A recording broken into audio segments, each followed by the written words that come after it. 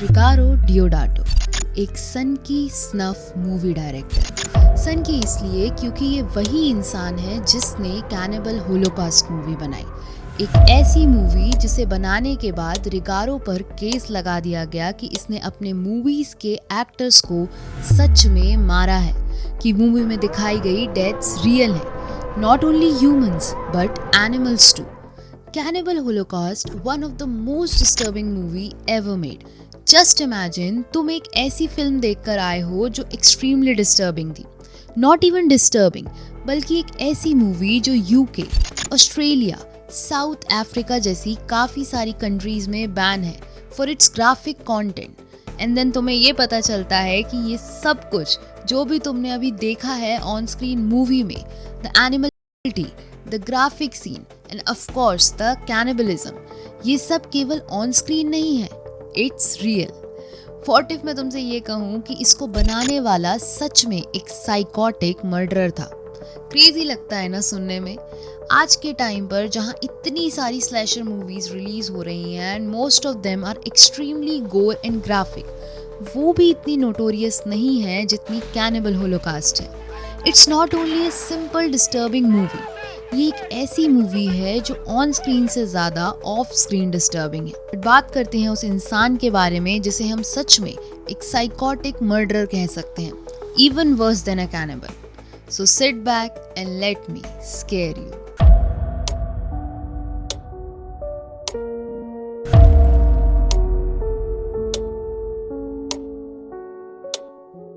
Year 1977, Italy में the last cannibal नाम की एक मूवी रिलीज हुई। ये मूवी एक ऐसे आदमी की स्टोरी थी जो अपने कलीग्स को ढूंढता हुआ एक जंगल में जाता है, बट वहाँ बदकिस्मती से उसे और उसकी टीम को एक कैनिबल ट्राइब के लोग पकड़ लेते हैं। एंड देन पूरी मूवी उस आदमी के एस्केप के अराउंड घूमती है। ये मूवी काफ़ी हद तक ये दिखाती है कि कैसे हम सो कॉल्ड सिविलाइज्ड और एजुकेटेड इंसानों के अलावा भी इस दुनिया में कुछ ऐसे लोग एग्जिस्ट करते हैं जो कि मैन ईटर हैं, आसान शब्दों में कैनिबल्स हैं। खैर, ये मूवी को बनाने वाले इंसान का नाम था रुगेरो डियोडाटो। साल 1979 में एक प्रोडक्शन हाउस ने डियोडाटो को कॉल किया और उसके द्वारा बनाई मूवी द लास्ट कैनिबल जैसी ही एक और मूवी बनाने का ऑफर दिया एंड डियोडाटो ने इस ऑफर को एक्सेप्ट भी कर लिया, जिसके बाद फाइनली साल 1979 से कैनिबल होलोकॉस्ट बनने की शुरुआत हुई। एंड देन साल 1980 में ये मूवी बनकर रिलीज भी हो गई। बट गेस व्हाट, इसके बाद क्या हुआ? इसके बाद डियोडाटो को इटालियन कोर्ट में बुलाया गया एंड उस पर मर्डर के चार्जेस लग गए। डियोडाटो पर एक्यूजेशंस लगाई गई कि उसने अपनी मूवीज के एक्टर को सच में मारा है। एंड लोगों का ये भी मानना था कि मूवी में दिखाए गए मल्टीपल सीन्स में जहां एक्टर्स की डेथ हुई, of course not a normal death scene, जहां उनकी बुरी तरह डेथ हुई, वो सब कुछ रियल था। जिसके बाद लोगों ने कैनिबल होलोकास्ट को एक स्नफ फिल्म माना। ये सब लिटरली इतना सीरियस था कि डियोडाटो को कोर्ट में अपनी मूवीज के सारे एक्टर्स को लेकर आना पड़ा और ये प्रूफ करना पड़ा कि उसके मूवी के एक्टर्स जिंदा हैं। खैर, इसके बाद आप लोगों को लग रहा होगा कि देखो डियोडाटो तो कितना इनोसेंट है and even he is a great director, और लगे भी क्यों ना। उसकी बनाई गई फिल्म कैनिबल होलोकास्ट एक रियलिस्टिक मूवी थी, इवन फाउंड फुटेज जॉनरा की ये फर्स्ट मूवी थी। बट ये सब इतना सिंपल नहीं था। अब जिन लोगों ने ये मूवी देखी होगी उन्हें ये पता होगा कि मूवी में एक्सट्रीमली ग्रूसम सीन्स हैं, जिनमें से मोस्टली कैनिबलिज्म और टॉर्चर पर बेस्ड है। बट जिन लोगों ने ये मूवी नहीं देखी, मे बी वो शायद इसकी सीरियसनेस को नहीं समझ पा रहे होंगे। तो let me first give you a brief summary about this movie, then we will talk about कि सारे मर्डर एक्यूजेशंस हटने के बाद भी डियोडाटो को फिर से कोर्ट में मर्डरर क्यों डिक्लेयर किया गया। सो कैनिबल होलोकास्ट की शुरुआत होती है जहां हम एक ग्रुप को देखते हैं जो कुछ ट्राइब को ढूंढने और रिकॉर्ड करने के लिए अमेज़न जंगल की तरफ जाते हैं। इस ग्रुप में टोटल 4 मेंबर थे, बट मिस्टीरियसली ये लोग गायब हो जाते हैं। जब काफ़ी समय तक इन लोगों का कुछ पता नहीं चलता, तब न्यूयॉर्क सिटी की एक कमिटी डॉक्टर मॉनरो को वहाँ उन्हें ढूंढने के लिए भेजती है। डॉक्टर मॉनरो, जो कि एक साइंटिस्ट भी थे, मिलिट्री के साथ उस ग्रुप को ढूंढने के लिए अपनी रेस्क्यू मिशन को शुरू करते हैं। डॉक्टर मॉनरो वहाँ चाको नाम के मिलिट्री ऑफिसर से मिलते हैं जो कि उस जंगल के बारे में काफ़ी सारी चीज़ें जानता था, जिसके बाद वो उस जंगल की तरफ निकल जाते हैं। उनके ग्रुप में एक ट्राइब का मेंबर भी था जिसे मिलिट्री ने पहले पकड़ा था। यहाँ इन लोगों को लगता है कि मे बी उस ग्रुप को इसी लड़के के ट्राइब के लोगों ने पकड़ा है, जिसकी वजह से वो उसे भी अपने साथ लेकर जाते हैं। अब यहाँ रास्ते में इन लोगों को एक स्केलेटन मिलता है, जिसके कपड़े देखकर वो ये समझ जाते हैं कि ये उसी ग्रुप का मेंबर है।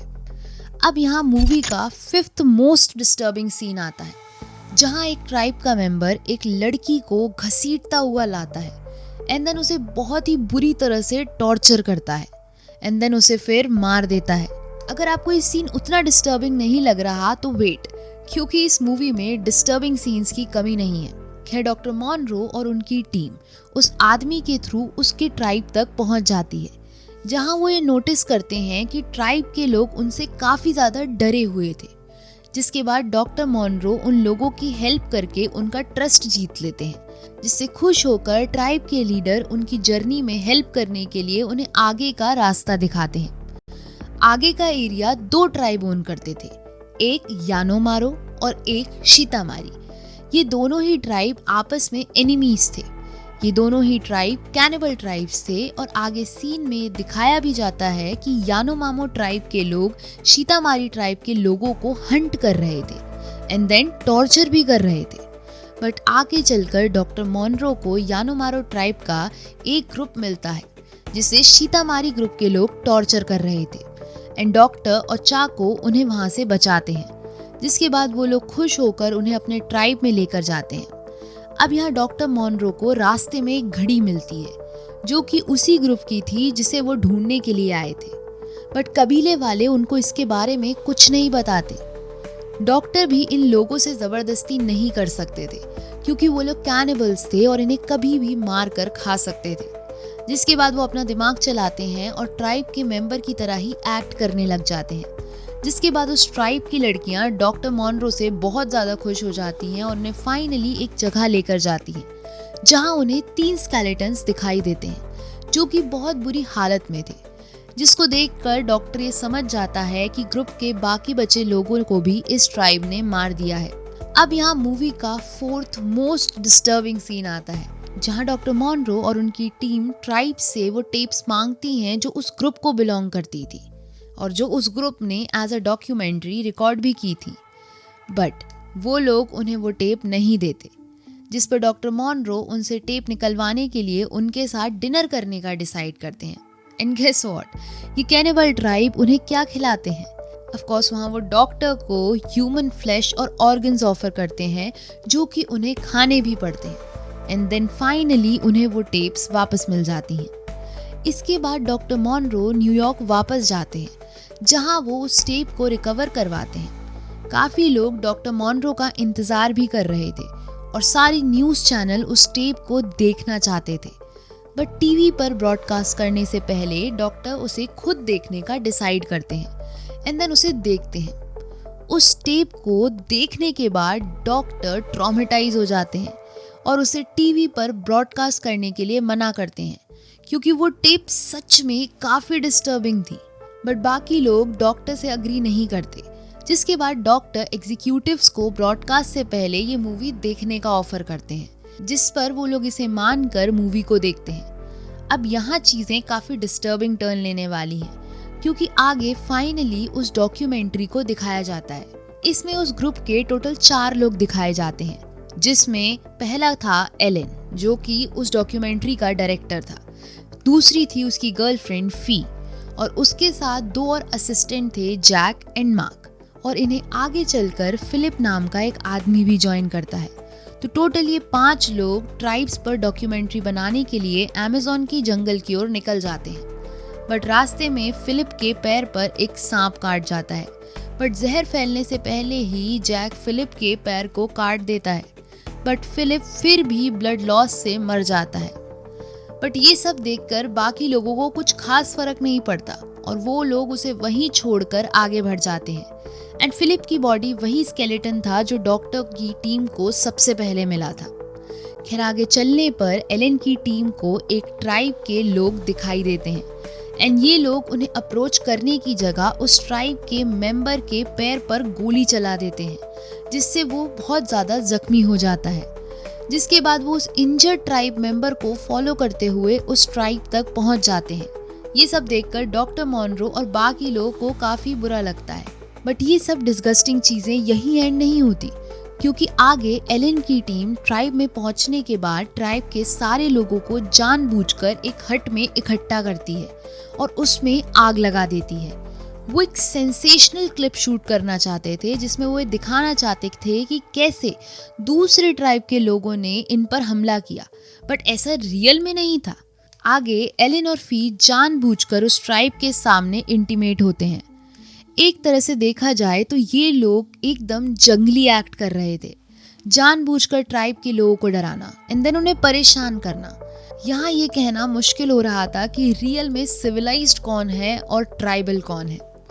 खैर आगे चलकर हम मूवी का थर्ड मोस्ट डिस्टर्बिंग सीन देखते हैं, जहाँ एलन का ग्रुप ट्राइब की एक लड़की को पकड़कर उसे असते हैं। अब इससे वो लड़की प्रेग्नेंट हो जाती है, बट उस ट्राइब में ऐसा अलाउ नहीं था, जिसके बाद ट्राइब उस लड़की को एक ग्रूसम पनिशमेंट देते हैं, जहां हम फाइनली मूवी के सेकंड मोस्ट डिस्टर्बिंग सीन को देखते हैं, जिसमें ट्राइब के लोग उस लड़की को पकड़ लेते हैं एंड देन उसके पेट को काट कर वहां से बच्चा निकाल कर उसे मार देते हैं एंड देन फिर उस लड़की को एक पोल पर टंगा देते हैं। अब ये सब देखकर डॉक्टर एग्जीक्यूटिव्स काफ़ी हैरान होते हैं। फिर आगे डॉक्यूमेंट्री में एलन की टीम आगे बढ़ती है और उन्हें यानोमामो ग्रुप के लोग दिखाई देते हैं, जो कि एक कैनिबल ट्राइब था।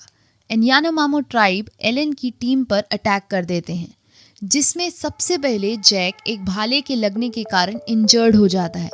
And rather than helping Jack, Alan ये सब शूट कर रहा था, क्योंकि उसके लिए डॉक्यूमेंट्री ज़्यादा इम्पॉर्टेंट थी। आगे कबीले वाले जैक की बॉडी को वहाँ से ले जाते हैं, क्योंकि वो मर जाता है। देन उसकी बॉडी के छोटे छोटे टुकड़े कर कर वहीं खा लेते हैं। एंड ये सब एलन वहीं खड़ा होकर रिकॉर्ड कर रहा होता है। अब टोटल 3 लोग बचे थे, एलन, फी और मार्क। ये तीनों सब शूट करने के बाद वहाँ से भागने की कोशिश करते हैं, बट कबीले वाले फी को पकड़ लेते हैं। एंड यहाँ मूवी का फर्स्ट मोस्ट डिस्टर्बिंग और डिस्गस्टिंग सीन आता है, जहाँ वो ट्राइब के लोग उसे बहुत बुरी तरह से करते हैं एंड देन टॉर्चर कर कर मार देते हैं। एंड इवन यहाँ भी एलन अपनी गर्लफ्रेंड को बचाने की जगह मार्क से ये सब शूट करने को कहता है, बट इसका ये नतीजा होता है कि मार्क और एलन भी पकड़े जाते हैं और ट्राइब उन्हें भी मारकर खा जाता है। अब फाइनली इतना सब देखने के बाद सभी एग्जीक्यूटिव डॉक्टर मॉनरो की बात से अग्री करते हैं और उस डॉक्यूमेंट्री को ब्रॉडकास्ट करने की जगह उसे हमेशा के लिए डिस्ट्रॉय करने का डिसाइड करते हैं। तो ओवरऑल ये कैनिबल होलोकास्ट का प्लॉट लाइन था। अब मे भी आप थोड़ा समझ पा रहे होंगे कि क्यों इसे डिस्टर्बिंग मूवी कहा जाता है। इसमें सारी डेथ्स बहुत ही ब्रूटल और रियलिस्टिक हैं। एंड क्योंकि ये मूवी फाउंड फुटेज स्टाइल में शूट की गई है, तो लोगों को ये लगने भी लगा था कि ये सब कुछ सच है। बट ऑफ कोर्स रिगारो अपने एक्टर्स को तो सच में नहीं मार सकता था, बट वो इतना तो सनकी था कि वो अपनी मूवी को डिस्गस्टिंग और डिस्टर्बिंग बनाने के लिए कुछ और कर सकता था, जिसके लिए रिगारो ने ये डिसाइड किया कि मूवी में जिस जिस सीन में एनिमल्स को मारा गया है या एनिमल्स को मरते हुए दिखाया गया है, वो सब रियल होंगे। मूवी के स्टार्ट में एलन की टीम एक टर्टल को मारती है और खाती है, वो एक रियल टर्टल था। इसके अलावा आगे एक टेरेंटुला, एक स्नेक को भी मारा जाता है, फिर एक मंकी को भी बहुत बुरी तरह से मारा जाता है। यहाँ तक कि रिगारो को ये भी उतना सेंसेशनल नहीं लगा, तो उसने एक और सीन शूट किया जहाँ एलन की टीम एक छोटे से बेबी पिग को मारती है एंड लिटरली वो वहाँ चिल्लाता हुआ मर जाता है। ये सब इतना ट्रॉमेटाइजिंग था कि एक्टर्स भी इसे टॉलरेट नहीं कर पाए। एक्टर्स ने मल्टीपल टाइम रिगारो को मना किया ये सीन्स करने के लिए, बट रिगारो नहीं माना। एलन का रोल प्ले करने वाले एक्टर कार्ल गैब्रियल का कहना था कि रिगारो कास्ट और क्रू मेंबर के साथ अक्सर लड़ाइयाँ करता था और वो मूवी को रियलिस्टिक बनाने के लिए बिल्कुल पागल था। उसने मूवी में फीमेल एक्टर्स को फोर्स किया कि वो विदाउट कपड़ों के शूट करें। जब रिगारो को ये सब भी कम लगा तब उसने सारे एक्टर्स को 1 साल के लिए गायब होने को कहा, जहां उन्हें ये कहा गया कि उनको फिल्म इंडस्ट्री से पूरी तरह से गायब हो जाना है, इवन किसी भी तरह की मीडिया के सामने भी नहीं आना।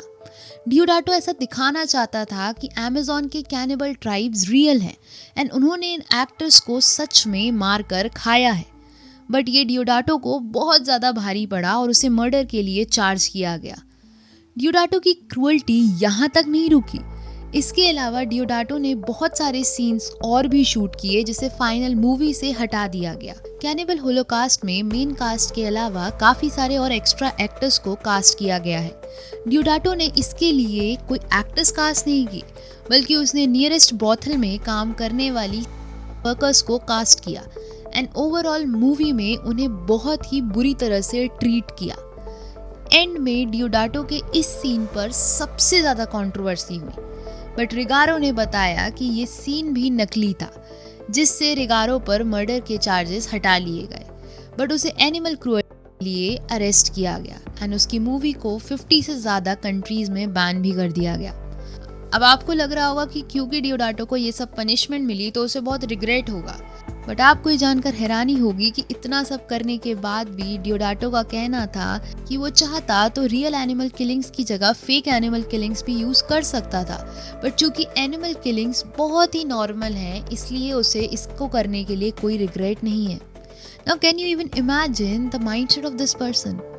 ये इंसान इसकी बनाई हुई मूवी से भी ज़्यादा डिस्गस्टिंग है। डियोडाटो का डिस्गस्टिंग नेचर इससे भी दिख जाता है कि वो हमेशा से ही कैनिबलिज्म से बहुत ज़्यादा ऑब्सेस था। उसने इससे रिलेटेड पहले भी बहुत सारी मूवी बनाई। डियोडाटो का माइंड हमेशा से ही सेंसेशन और क्रूअल्टी की साइड टिल्टेड था।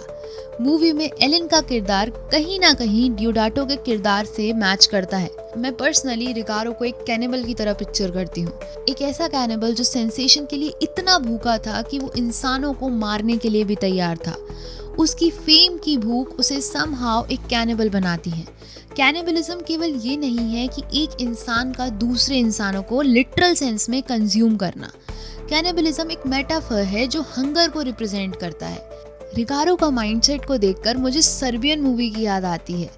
मूवी में वुकमीर नाम का एक मूवी डायरेक्टर था जो मेन कैरेक्टर को एक बार अपनी एक आर्टिस्टिक मूवी दिखाता है। उस मूवी में एक लड़की एक बच्चे को जन्म देती है एंड देन एक आदमी वहां आकर उस बच्ची को बहुत बुरी तरह से एंड वुकमीर इसे अपनी आर्ट बताता है।